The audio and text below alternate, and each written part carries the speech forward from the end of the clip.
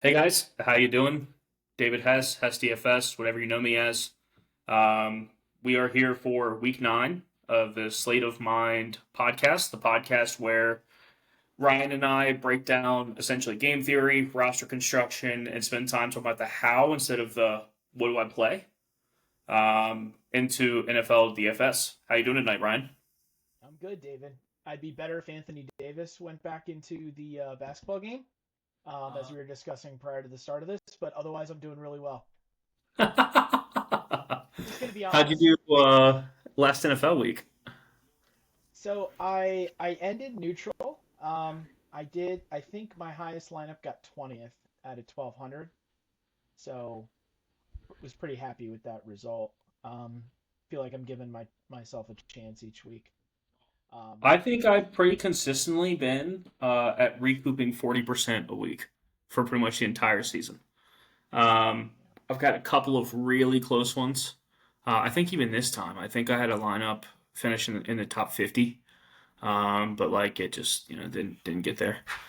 Yeah, most weeks that I mean most slates that's how it goes. What did you run that was best from um your lineups last week? I don't remember. Give me 1 second. So I will say I hand built last week. Yep. I typically MME. I actually hand built 14 lineups last week, and I enjoyed that a lot. What did you My like better about it? that I could focus each lineup that have like a specific story. There's one thing I think to do like all of your optimizers and your rules and your exposures, but like you have less control over exactly what that looks like.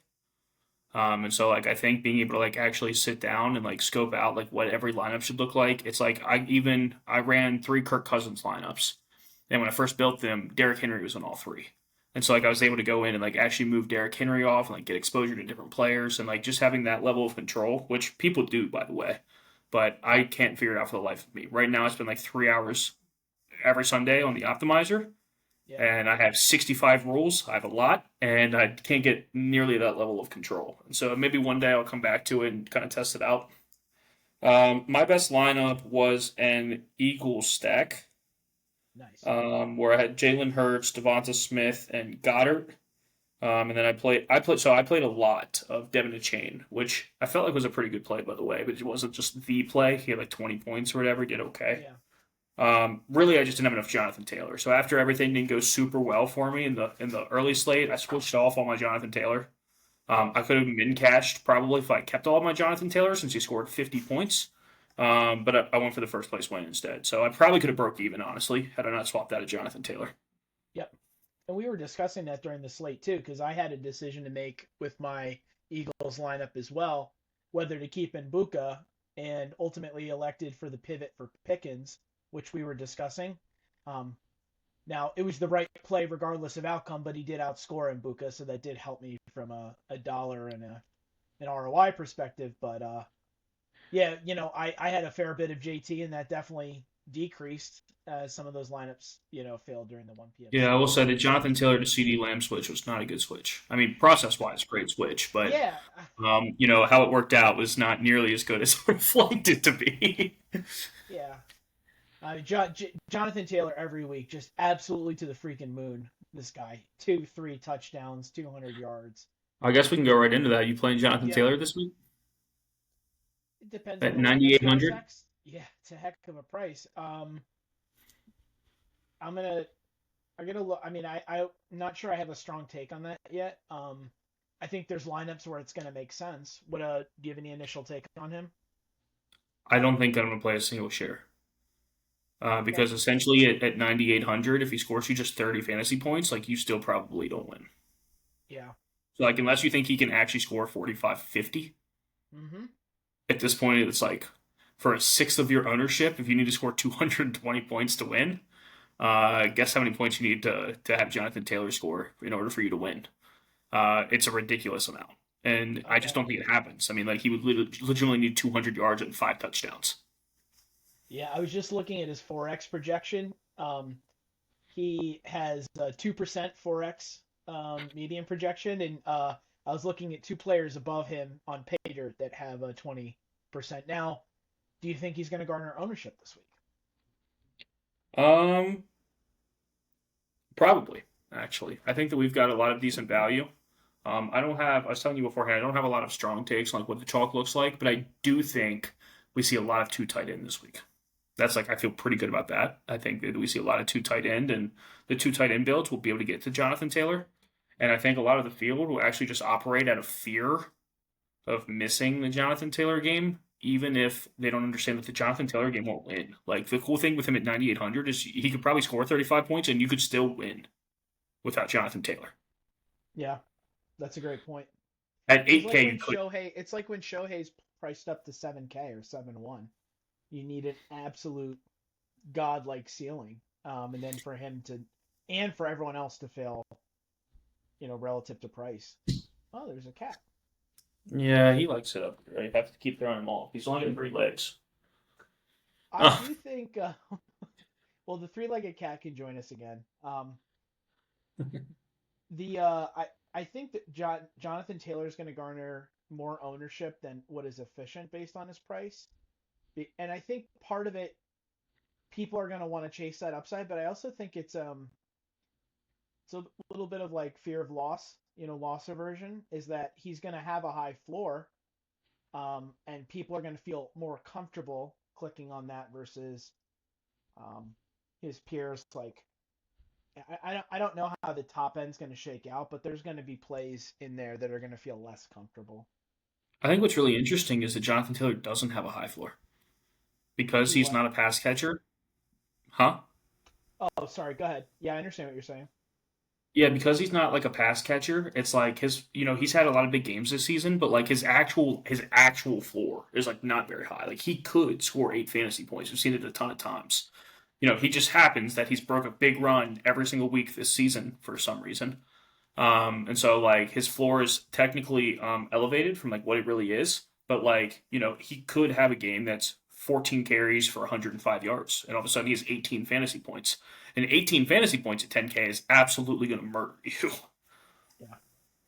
Yeah, you're right. He only had two receptions last week, but it really wasn't a competitive game environment. I do feel like he's had a pretty big increase in his passing role, versus last But year. I it's think not like last year. Bijan and CMC role when we talk about high floor. Yeah, that's true. That's true. And so everybody else in this upper range are running backs capable of getting 8 targets. And like that's just not Jonathan Taylor. You're just not that guy, pal. And at 9,800, you're probably not that guy. Yeah, I, like I I said, guess I'd love I it if the field very, was very still there. comfortably have absolutely zero shares. I would rather take gambles on Jameer Gibbs at 8K every single day of the week. Okay. And like that's just like the first person I thought of. There's tons of other people as well. I mean, we saw James Cook explode last week. So like Yeah. Jonathan Taylor did great, but James Cook was actually the guy you needed to win, not Jonathan Taylor. Just taking a quick look here at his target share season long. So JT's 11%, Christian McCaffrey's 25, Bijan's 20, a chain's 20. So Yeah. fair point there. Yeah. What you mentioned the two tight end build. What do you think uh generally about utilizing two tight ends? So I think when no one does it, it's smart. I think when everybody does it, it's the stupidest thing you could do. Why? For Mostly just because they have no ceiling. And so, like, it's cool as like value if nobody's doing it because you're getting a unique roster build where you can win. But if everybody's doing it, we don't really see ceiling games from tight ends ever. So, like, you're really hoping that two roster spots like combine for 24 to 30 points probably. hmm And so, like, it's just like a really like low ceiling kind of play to do. Obviously, it's a high floor and it gives you upside to other players. So when we talk roster construction, the unique roster could like make sense if it's unique. But if everybody's doing it, it's not unique, and it also doesn't have a ceiling. And so at that point, I'd rather take a shot on some random 4K receiver with a role and do like a star and scrubs build and build something else that's unique. Do you think it has more viability in smaller field where you don't need to reach as high of a score to win? Potentially, but like I think that also like if we look at the tight ends that are expensive this week, I mean like yeah, Brock Bowers, but like you have Tucker Kraft, Tyler Warren, and Gadsden. And so like Tucker Kraft's the only guy that's actually had an elite game. There hasn't been a single Uh, week this year who's where Tyler Gadsden? Warren. Yeah, sure, but he's also had 3 weeks where he like literally didn't see the field. Hmm. So like something that I'm curious about with Gadsden, and it really we have three guys in this offense. We have Quentin Johnston, Gadsden, and the rookie Trey Harris. They're like all essentially the same guy, and so like I'm actually really curious on like how that shakes out long term. Yeah, that's And so fair. like at that price at 5,300, like I'm pretty scared to play Gadsden. I would maybe consider him in like if you're playing Charger stacks because like the hope is that he'd do well. But as a big whole, I mean, like as a whole in general, I think like just playing whichever tight end is with your quarterback is like the best way to handle tight end. Yeah. Obviously, as long as they're a fantasy startable player, like please don't stack Darnell Washington or something this week and say that I told you to do that. I don't know. Darnell Washington is like it's like Jerome Bettis catching passes. I mean, that guy is built. Um, I think yeah, it's a lot like catcher. You'd rather take the correlation and the upside than um, have to worry about an elite ceiling from one of those players. Um, I do think for the guys who are in the Pay Dirt Discord, like, do you think double tight end is like missionary fantasy football? I like missionary man, so like I don't know if I want Let's not put down missionary by comparing it to double tight end. All right. to. Like I said, I think with when you do anything that's like we talk a lot about correlation and like plus EV and minus EV, and like minus EV things become plus EV things when nobody else is doing them. It's like there's times when you could pair. We talk about this a lot, a quarterback with a running back, and like it can be smart if nobody else is doing it because it's kind of stupid, right? Like the correlation isn't there. Like you shouldn't do it, but if it's a unique way to attack something that everybody else is doing, then at that point it becomes something that's smart. Now, if everybody's doing it and you do it anyway, you're now a donkey. I think I think we should avoid going into the running back with QB debate. We're going to continue.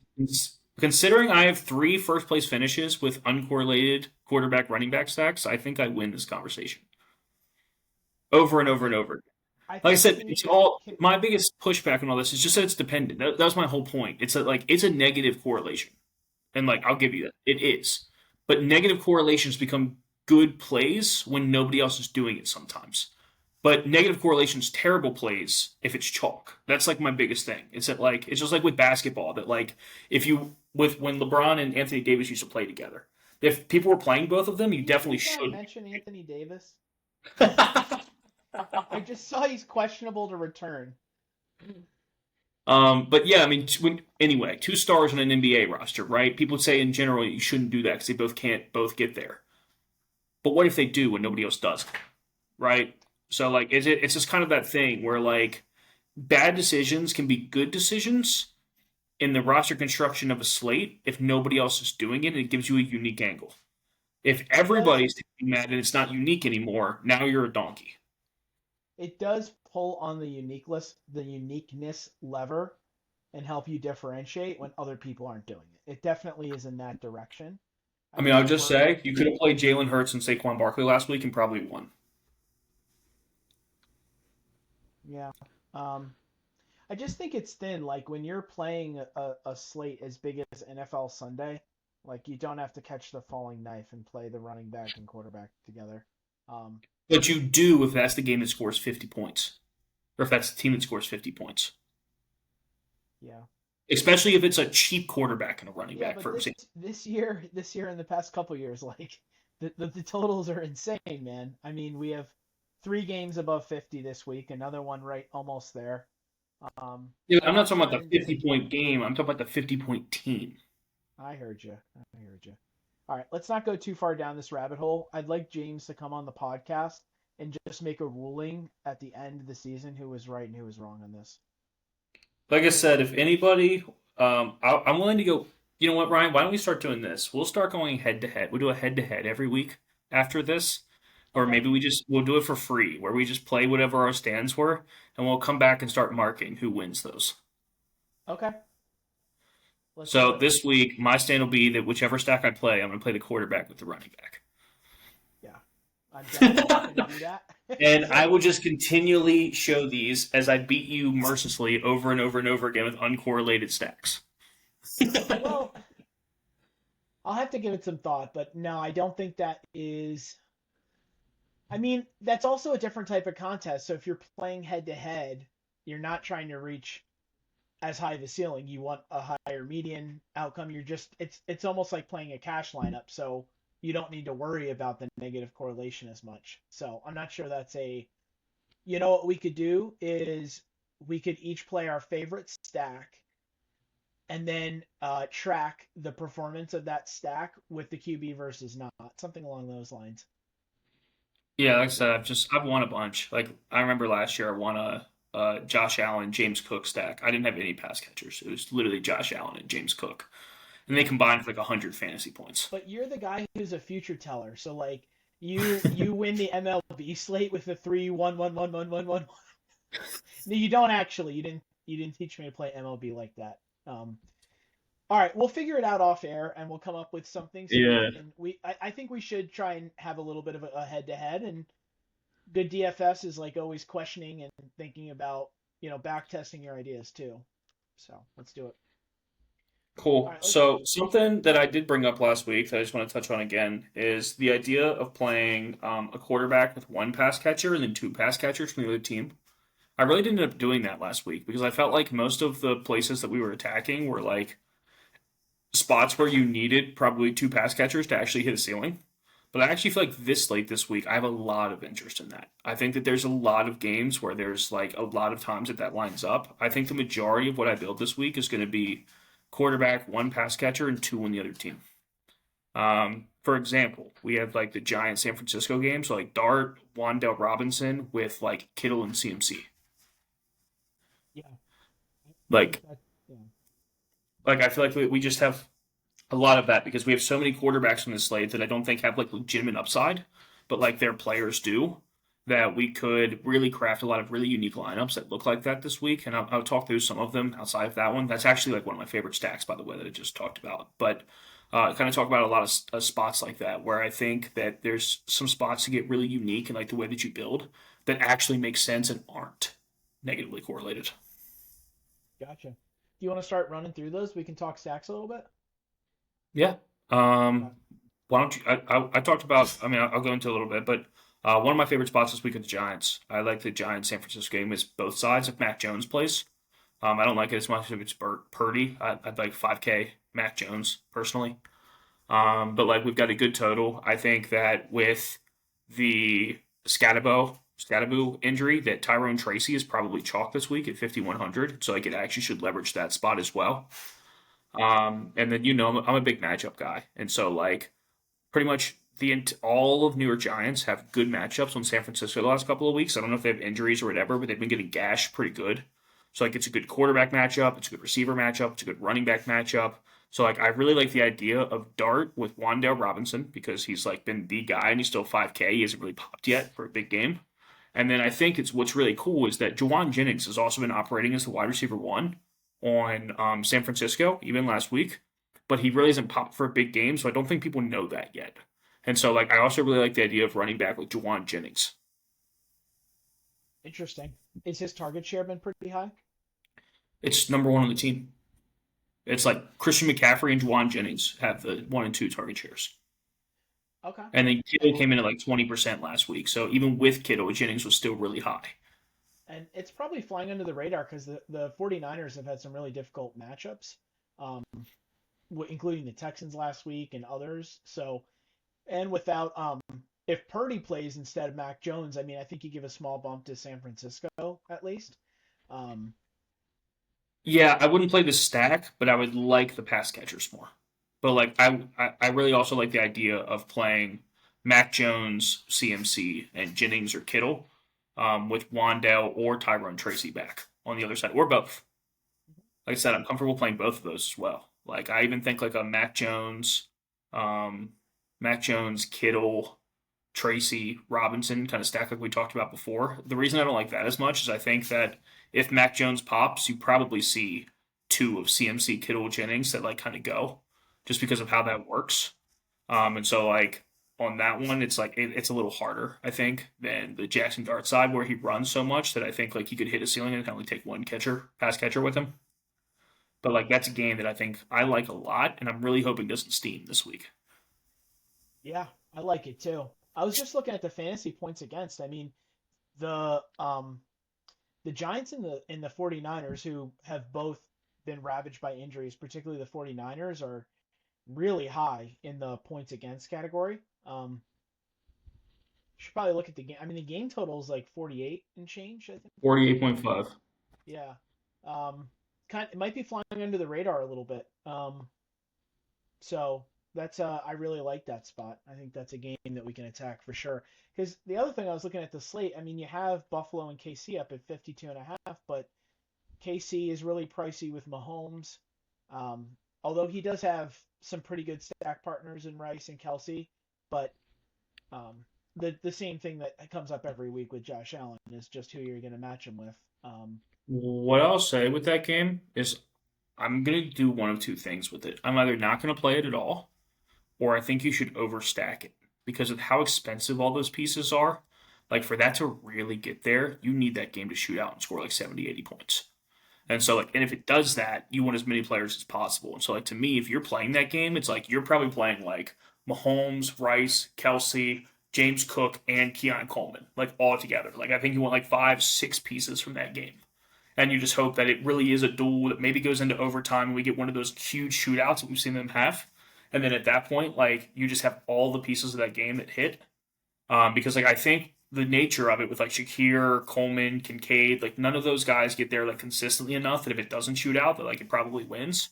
And then even on the other side, like Rice is a very high floor player, but we don't typically see him hit 30, 40 point games. You could have Worthy to catch a long touchdown. Kelsey's kind of slowed down. Isaiah Pacheco's hurt, so maybe Kareem Hunt, but like, ew. And so, like to me, that's like a game that you overstack or you don't touch at all, especially if it's chalky. If it's not chalky, forget what I said, right? Like if we get to the end and like no one's playing Mahomes because they're expensive, I would play Mahomes personally. I might even play Josh Allen naked. I did that last week, so I had a naked Josh Allen and a naked Justin Fields lineup, and I liked both. Man, if only I would have added James Cook, by the way, to that Josh Allen lineup.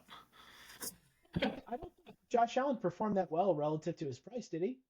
No, but nobody really did. I don't think in quarterback. So like, I don't think it would have mattered that much as long as I would have also had James Cook. Gotcha. Okay. Yeah. Um, How? go ahead. No, I don't really know how I want to what I think about that game. I just think I saw it and my initial impression was that's the highest total on the slate, but I'm not sure the There are two prices are. elite defenses, so like you need the Oh offensive. no, So Buffalo's not an elite defense. I'm telling you right now, as I'm looking at this matchup matrix that I just created this week, it's red across the board except for tight ends on Kansas City. Are you using a 3 game rolling sample though? A Or 4 game rolling sample, yeah. okay. Are you is it schedule adjusted? No, I don't give a shit about schedule adjustments. Okay. This is But the caveman thing that I've done forever. That's always worked. okay. I don't think Buffalo's a good defense. They Why do you think that they're not a good defense? I looking here, like they give up the fifth most points to running backs. Um we've seen them, you know, be in some pretty high scoring games. I mean, I know I'm going back a little bit to the Ravens game at the beginning of the season, but they also gave up 21 to the Dolphins. So maybe I 21 need to to the look at. Dolphins is good now. I mean, I What's think that? that if I said 21 to the Dolphins is good enough, I think that, if Kansas City scores 24 points with how expensive they are. Oh, I'm sorry. I just threw him down on his bad leg. Hold on. He has a bad leg. He only has 3 legs. Come on, buddy. I'm sorry. Well, now he has Yeah, he only 2 good legs. I'm sorry, buddy. Um, so, like I said, so when we look at this, right, we have uh, 24 points from the Falcons. We have 23 points from the Patriots. And even when you look at this a little closer, right, let's see, 24 points from the Falcons. What do we actually have here? Bijan Robinson had 170 yards, sure, but it's Bijan Robinson, not Kareem Hunt, by the way. And Drake London had 150. Okay, I guess. But the Yeah, I quarterback mean, still only had 250 passing yards and a touchdown. And so, like, when you look at like a stack performance and everything else, and Buffalo's also getting healthier, by the way. Um, yeah, I think no, Buffalo's a I good mean, David, defense. I'm looking at Pro Football Reference, and the Bills have the fifth best rated defense. Um, so I'm just gonna back up my comments a little bit, and maybe I have to adjust my priors. And yeah, I think some of I that, think like what you, happened with the Ravens game, man, and this is what I'm talking about, is that two really good offenses can override good defenses on either side. And if that happens, yeah, these offenses are good enough to score 70 combined points. They are. And so that's what I'm saying. To me, it's like that's how you play the game. You either play that they score 70 points in a shootout and defense doesn't mean anything, or this becomes like a defensive game with two good defenses and like it's not your fantasy gold mine. yeah, I like that. I mean, I like that take on it. Um, and the more as the season goes on, and I'm reflecting on the Bucks last week and the Panthers, Buffalo, and some of the other matchups, just and watching the games, the amount of non-competitive games where they're pulling starters now in the fourth quarter, they're not passing, they're just running. Um, without a partner to really push you, those teams are shifting down to heavy run packages and just you're not seeing the ceilings in the competitive environment. So I definitely want to invest in that environment. I want to have a lineup that does invest in that being a shootout, like you said. Yeah, for And I'll sure. take a Listen, look at I'll probably have ownerships. one that has six pieces from that game. Yeah, I like it. What are your thoughts on? I mean, the other game that pops obviously is Indy and the Steelers. Do you have any initial thoughts on that?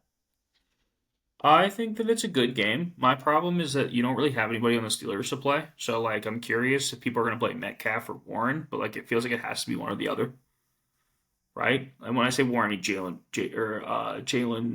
It's not Warren, is it? Yeah, it Yeah, is. Jalen Warren, the running back. I was because Tyler Warren. So yeah, like you have Warren and Metcalf, and they're both like pretty thin, and so like this is like that kind of thing where like I really like the Indianapolis side, but like I don't know that I want to play Metcalf, and like maybe I play Jalen Warren, like maybe But you love DK Metcalf. DK Metcalf is definitely gonna have a 40-point game sometime this year. I don't know when that'll be though, since Aaron Rodgers only throws the ball 5 times a game, but all five of those is 25 yards down the field. Right. And in the end zone. Yeah, so like he will pop for a big game, and this is a good matchup. But like I said, I just don't know if I want to do it if like other people are, right? It's like even if it's low owned, like even if people aren't playing Metcalf, what percentage of people playing Metcalf are probably stacking the Colts? And so like even if like that's the right High. hit, yeah, so like even if that's like the right hit, like it's I don't know if I love to do it. And so like I almost feel like I'd rather play if you're gonna do that, it's like you play Aaron Rodgers and Metcalf, like we talked about before, with two pieces of Colts.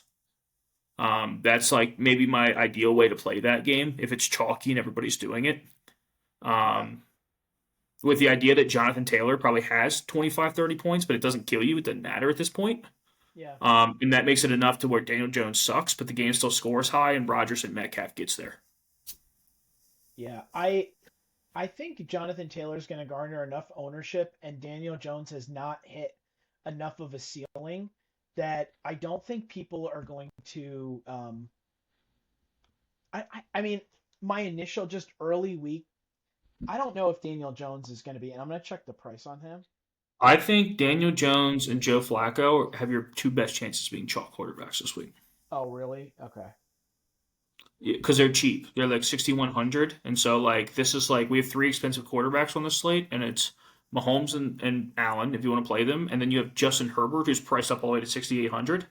Yeah, he's So like I don't unbelievable. think anybody's going to play Justin Herbert because he's too expensive, Yeah. which means I might, by the way. But it's going to lead people, I think, to looking in the mid range and seeing who is upside, and I think it takes them to Daniel Jones and Joe Flacco. Flacco, yes. Jones, I'm just not as sure about at Bro, 6,200. everybody plays Daniel Jones every week. He had that like huge week in the beginning, and people love him, and he stayed mid price this whole time. They're going to keep stacking him. Okay. I am particularly interested in then playing Caleb Williams on the other side of the Cincinnati game. I know they've had a couple down weeks, but they literally have the nut matchup against the Bengals, and that might be an opportunity where, well, you probably can't run that back twice unless you're using Chase Brown and Jamar Chase. But I'm interested in stacking the Bears on the other side. I'm hoping that there's enough sentiment against the Bears underperforming the past couple weeks that I could invest heavily there. And I think Rome Odunze's price has stayed pretty in the sixes, and Luther Burden is out, so that's just going to condense the target tree a little bit more. Do you know hear something funny about that? What? Out of everybody on that team, do you know the second player that has garnered more than 20% of targets over the last 4 weeks? DJ Moore? It's DJ Moore, man, and no one's gonna want to play him. Yeah. And so like I also like the Bears quite a lot, and I have the stacking partners as Adunze and Moore, and I Yeah. think that they both make sense. And again, you were just saying it. I think you could do that. I actually think you could play Adunze, Moore, Higgins with Chase Brown, or Chase with Chase. I think there's like a lot of cool combinations you can get there. The problem with Chase, though, is I actually feel like if you're doing this, you shouldn't play Jamar Chase. You should play Higgins and Chase Brown. Because if Jamar Chase has 40 points, Joe Flacco's going to outscore Caleb Williams. Oh, that's a great point. That's a great point So if he pays like off his if you're salary. yeah, so if you're taking the Chicago side because they're so close in salary, like you probably fade Chase and hope that everybody else scores touchdowns. Yeah, I mean,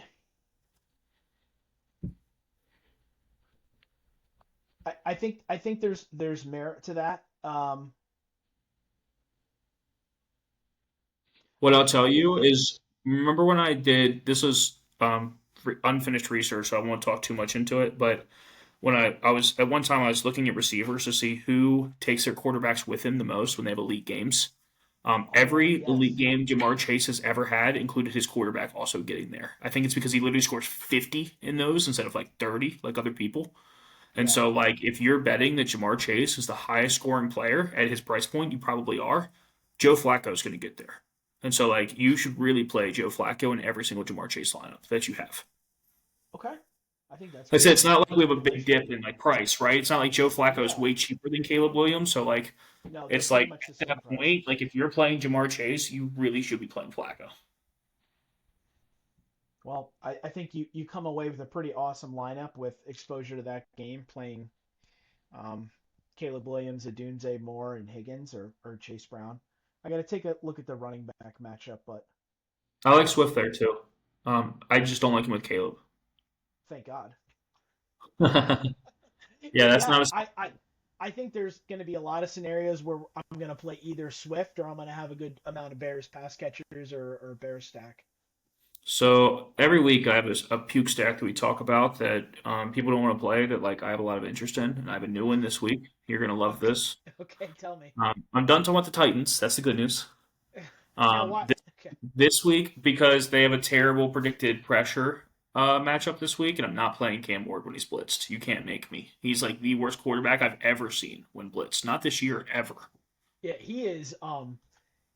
He's like it's like watching The Sixth Sense back there. He's seeing ghosts, and he's off the back foot and just moon balls. It's really really I something. still think there'll be so Calvin Ridley won me a slate this week, this in an afternoon this year, and I don't know if we'll get full Tennessee stacks at wins, but I think that Tennessee receivers will be parts of Millie lineups 2 or 3 times this year because of that. Because he just heaves the ball, so like all they have to do with their prices is catch one 80-yard touchdown, and all of a sudden A.M. Manor is like optimal.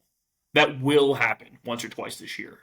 Yeah, Like it just will. It's unfortunate though because every week that you play it that it doesn't happen, they're giving you four. yeah. I won't be there, but I wish you luck. I'll keep playing them in afternoon slates, man. I love it in afternoons where like the variance gets so much better and like because they suck, no one still plays them. Yeah. But back to what I was talking about. So there's a game this week that I think is a low key, really good game, and I pray that it doesn't get steamed because if it does, I can't play it. Let's not I talk have a about lot that. of interest in both sides of the Jacksonville Raiders game. Oh wow. Okay. So something that people might not know is that in a clean pocket, Geno Smith has still been elite this year. He just hasn't had a clean pocket very often. Yeah, that's the offensive line. And Jacksonville doesn't blitz a lot and they don't get home a lot. And so like I actually think this is like a low key really good spot for Geno, who gets Brock Bowers back at the lowest price we've seen in 2 years. And so like I really like the idea of like Geno Bowers with there's Travis Hunter who had a really good game before the bye week. And if you pay attention to coach speak or anything, Liam Cohen said that like we're gonna play our 11 best players on both sides of the ball. And to me, that's probably a direct reference on Travis Hunter playing more offense instead of defense. And so, like, I think Travis Hunter's really cheap and he's a really cool piece. Trey Tucker has actually been the wide receiver one over the last 4 weeks for the Raiders, and Jacoby Myers might get traded. So, like, Trey Tucker is a really cheap, really cool piece. And so, I think this is a game where most of the pieces are like really cheap.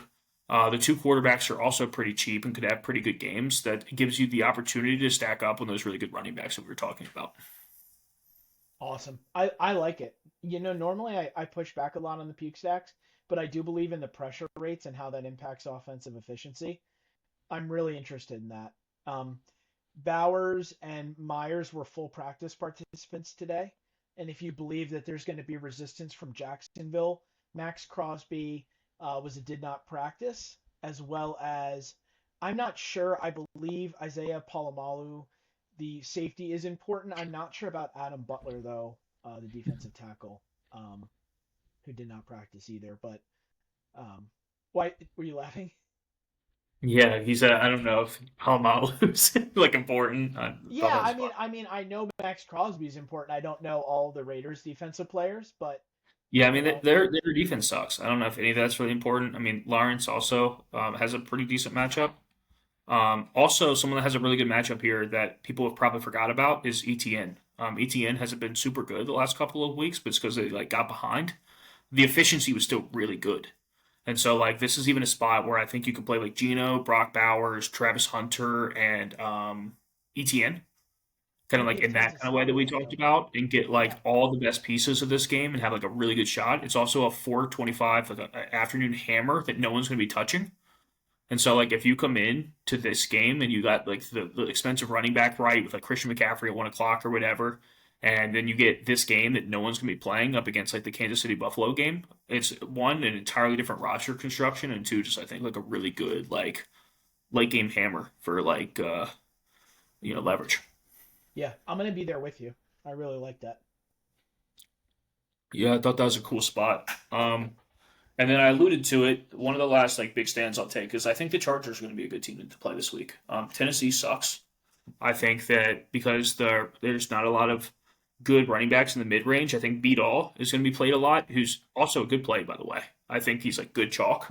Yeah, But I also think that the Tennessee matchup, we've seen people beat the absolute like garbage out of them and keep the pedal to the floor all the way through. And so like I really like the idea of like Herbert, Keenan Allen, and McConkey or McConkey and Gadsden because none of them are still really expensive receivers.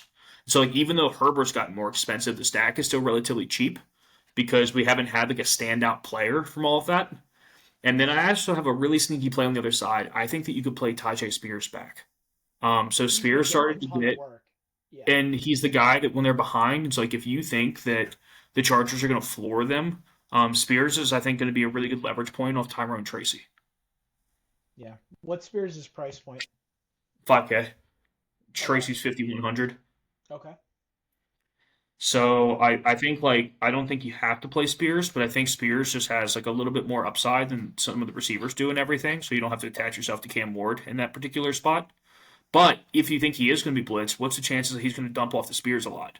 Like It's a I lot. I think mean, yeah, you and I have had the pleasure of watching a fair amount of Titans action, and yeah, he just dumps it off, dumps it off, dumps it off 5, 10 yards.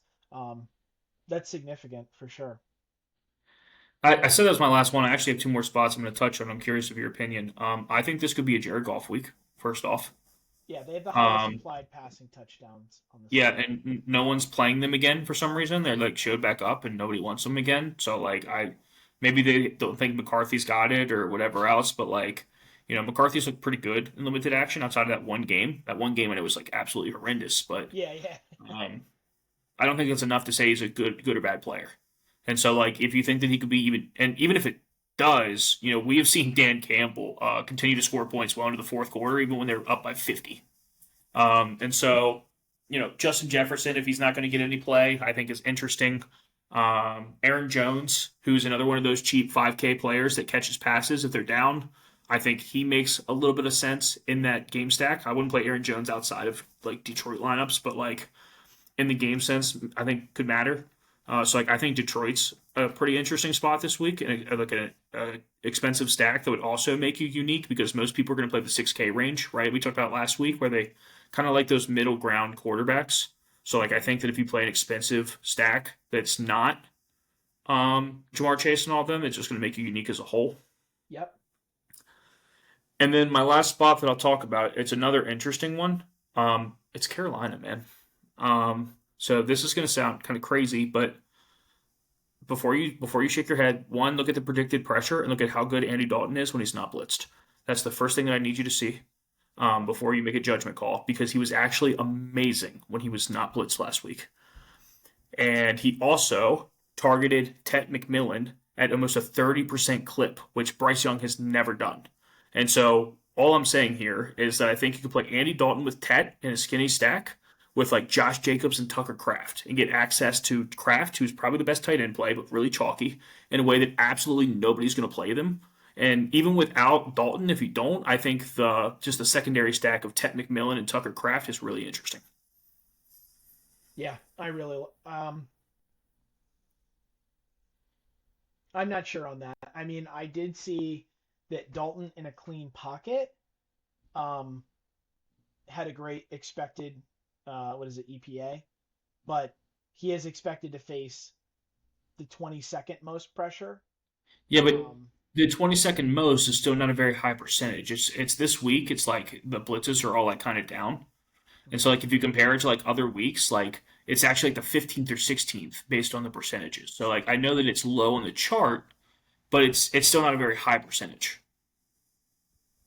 okay, I'll need to think about that a little bit more. Like I said, Honestly, I don't know if I'm saying yet to play Andy Dalton, but I am saying that if Andy Dalton plays, Ted McMillan's a great play.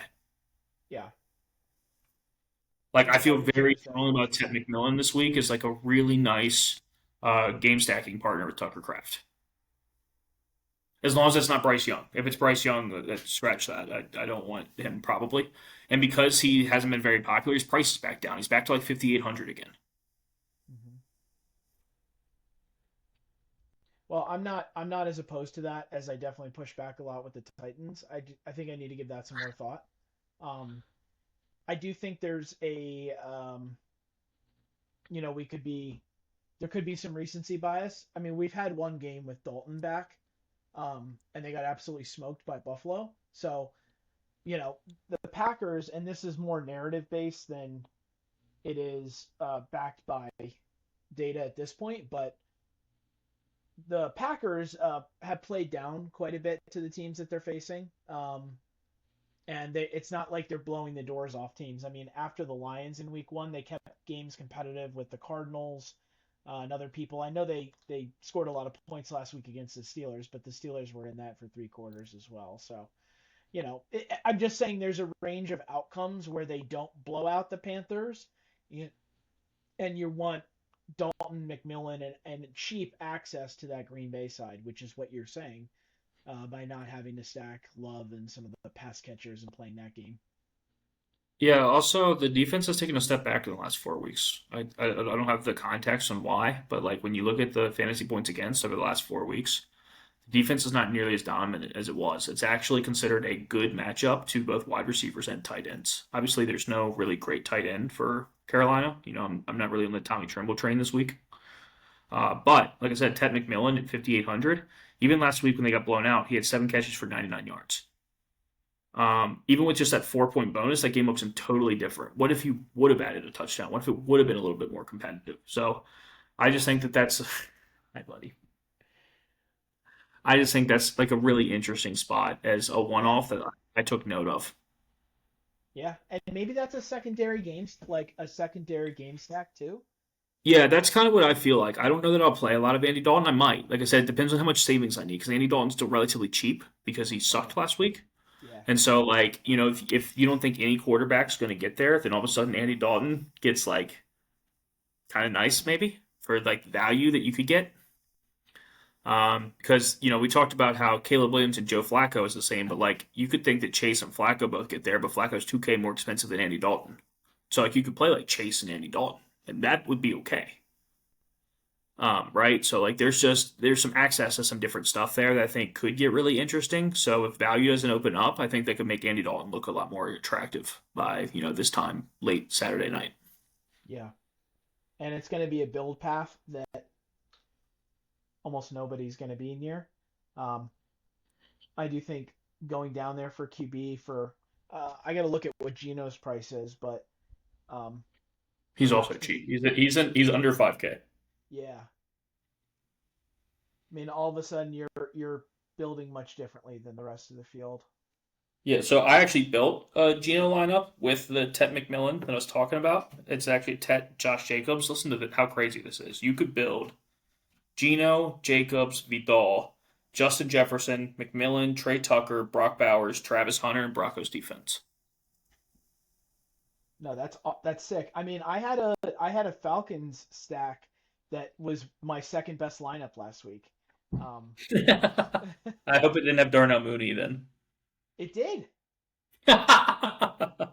It did. I had Mooney and Pitts in Cousins, the savings allowed so much access to other stuff. Imagine if they score two passing touchdowns. I mean, that stacks to the moon. So, yeah, I think we should. I think we should consider those. From a pricing standpoint, and the offense being so concentrated around McMillan, and at 0% ownership. Yeah, I think it's something to consider for this week. Do you Yeah, think Andy a lot of Dalton's people, 4,300.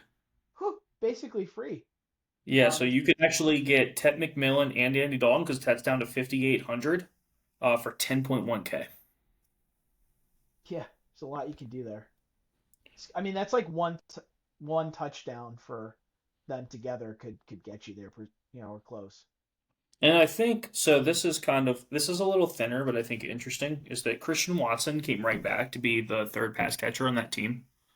And he's kind of like the deep threat. His ADOT was really good. It's Yeah, like I his actually ADOT's feel always like you been could, good. well, if you think like that game stays competitive, like you could get access through Watson and Kraft, which also keeps that side less than 10K. Hmm. So you'd have like your full main game stack for less than 20K, where like if you throw in a defense, it leaves you 7K per player around that game. Boy, that's fun.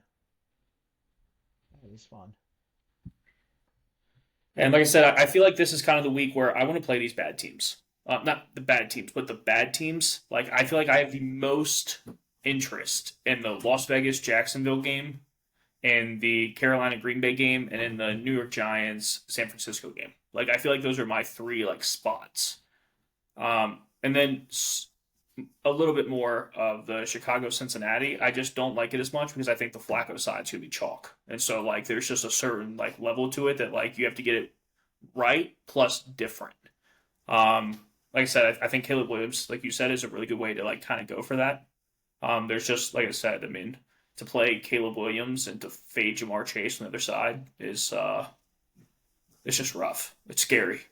Yeah, it's uncomfortable, but you know, accessing a 20 or 30 point game from T Higgins at 5,900 would be the kind of winning strategy, though. Yeah, Versus, the only thing I would say with that is that Chase does have a 40% target share over the last 3 weeks with Joe Flacco.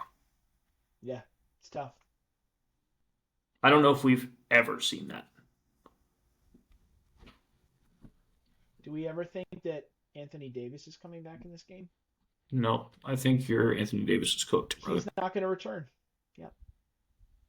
Well, see you later, NBA. I think my kind of takeaway from this conversation too is we have a lot of environments that we want to target, and we're going to be hand building where those games turn into shootouts. And we're going to be getting control over that. We're going to be getting leverage against the games that might. I mean, I could see utilizing running backs from the other games with high totals as a way to get leverage against those stacks, and coming up with some unique constructions for how we go about it. But I'm just Yeah, feeling like we've kind of come away with some ideas about overstacking, targeting environments, using maybe more secondary game stacks than we had previous week. And there's so many higher game totals this week that I think it lends itself to that as well. Where you're not like, I have to get that right $5,300 wide receiver, but I want to get the 53 points that's going to come out of that game. Am I Yeah. boring you? No, you're good, man. I was Yeah. just gonna text real quick a word text.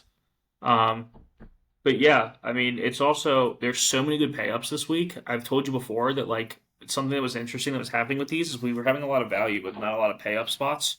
Yeah. It's not like that this week. Like we have Puka, we have Bijan, we have Jonathan Taylor, you have CMC, you have Jamar Chase, you have Justin Jefferson, you have Amon Ross St. Brown this week, you have Jameer Gibbs. Like there are actually so many good pay ups this week that like I feel like playing cheaper stacks, especially because we only have one like good expensive quarterback. Well, two. You have the Mahomes Bills game, but it's the same game, right? So if Yeah. one of them fail, they both fail, and then you can get push them both out. Yeah.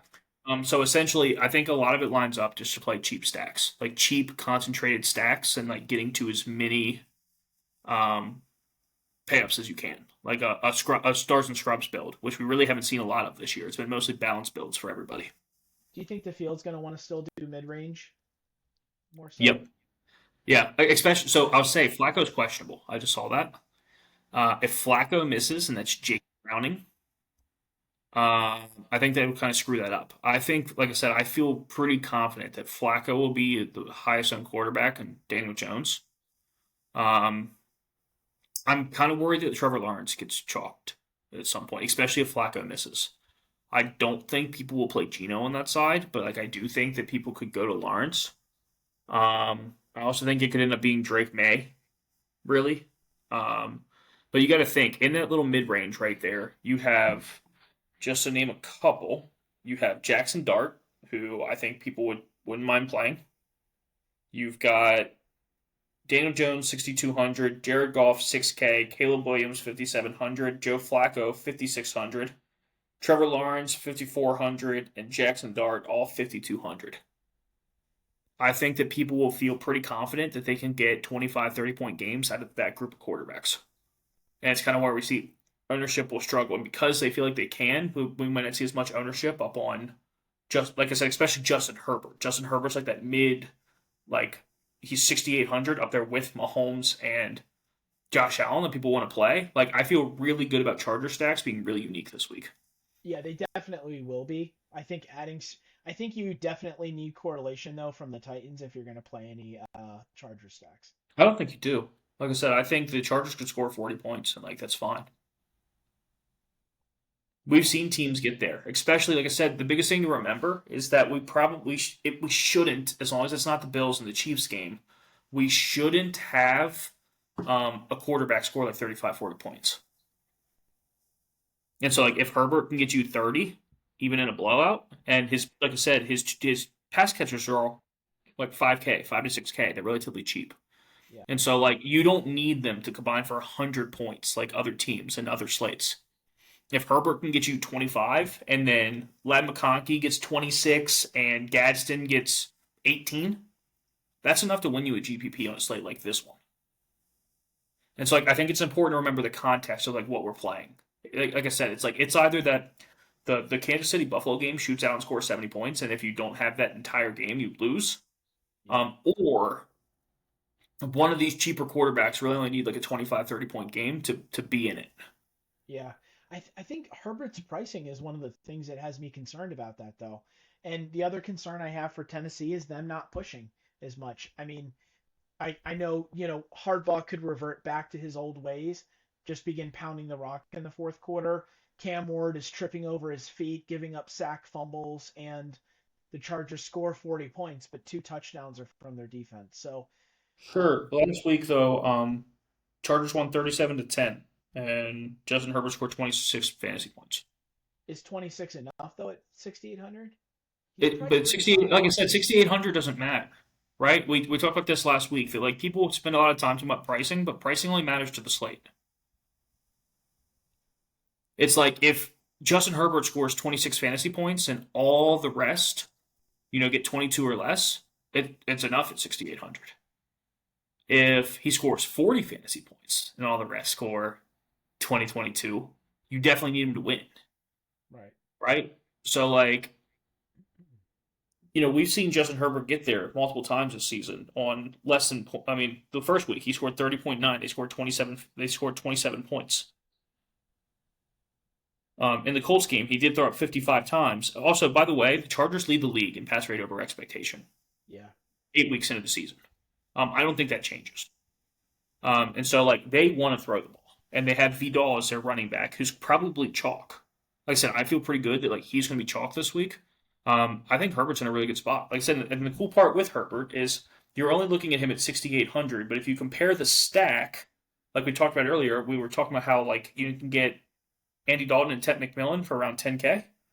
You can do the same thing with Keenan Allen and Justin Herbert. It's a little bit more, but like it's like 11 something, right? So like the stack as a whole, 11-8. sure, but 8. like when you talk about like with a starting pass catcher and especially on an elite offense, so like when you talk about like Jared Goff and Amon Ross St. Brown, right? That's 14. When we talk about Jamar Chase and Joe Flacco, it's also like 14. And so like we're talking about 11-8 to get a wide receiver one, whoever you think it is, whether it's Ladd McConkey or Keenan Allen, with the third best quarterback on the slate. I mean, I can see why you're in sales, man. I'm building the Chargers stack in my mind. Like I said, it's just it's a good spot, man. It's like it's one of those spots where I talked about earlier, where like if everybody was playing Justin Herbert at 6,800, like I would definitely not. There's enough danger there that I'm like, oh, that's probably not good chalk. But if nobody's playing Justin Herbert against an awful Titans defense that gives up big play after big play after big play that makes everybody look like a superstar, I will happily take all the Justin Herbert. Okay. Okay. Fair enough. Like I said, I think there's I three cede to quarterbacks you. that could score 35 fantasy points this week, and he's one of them. Yeah. I think your cat likes it too. You got anything else before we wrap up? No, I feel like I spent most of this time talking, man. Do you have anything else before we wrap up? I'm just really tired today. No, I'm pretty good. I'm good. I think we covered it. Let me just see. I look at my little matchup matrix real quick and see if there's anything that I feel like is worth talking about that I missed. Um, Carolina. I mean, you can play Minnesota. I will say they've got really good matchups across the board. I don't like think JJ McCarthy's worth playing when you can play Gino or Lawrence and like know what you're getting. Yeah. But it's a playable spot. I will Oh, say from a slate perspective, I'm glad to not have Dallas on it because you just have to like constantly just be playing the other side of them. So it's nice to have a little bit of a break from them and have a lot of variety. yeah. The last thing that I'll say real quick is just a singular play that I think is interesting. With Tyler Shaw and Juwan Johnson came back to be the receiver two again. It's also a really great matchup, and Juwan Johnson's like really cheap, and this is with all the other tight ends active. Yeah. So like if we get to a spot where we're Hopefully looking for Taysom Hill. value again, I think that like Juwan Johnson is playable with Tyler Shaw. Okay. Not with Tyler Shaw. Don't play Tyler Shaw. Juwan Johnson by himself. Gotcha. Is With Taysom Shaw is Taysom Hill is healthy? yeah. Taysom Hill played last week. They're using him more as like a running back than a tight end, so he's not really taking catches. He's mostly chipping away at Kamara, who's unplayable by the way in a good matchup, which really sucks. But yeah, I think Juwan Johnson is somebody that you can like go to when you need value this week. I like use him in a build or two. Um, I don't think you necessarily need him. Like I said, I think you can get to your value in like different ways than Juwan Johnson, but he had like 8 targets last week. Interesting. That's a good shout. Cool, man. Do you have anything left that you would like to talk about before we wrap up? Anything at all? Nope. Said all the words. All of them. Sounds good. Well, here's to hoping that Andy Dalton and Geno Smith lead us to millions this week. I'll see you at the top, man. Yeah, man. Appreciate you hopping on. Have a good night, and see you guys next week. Thanks, David.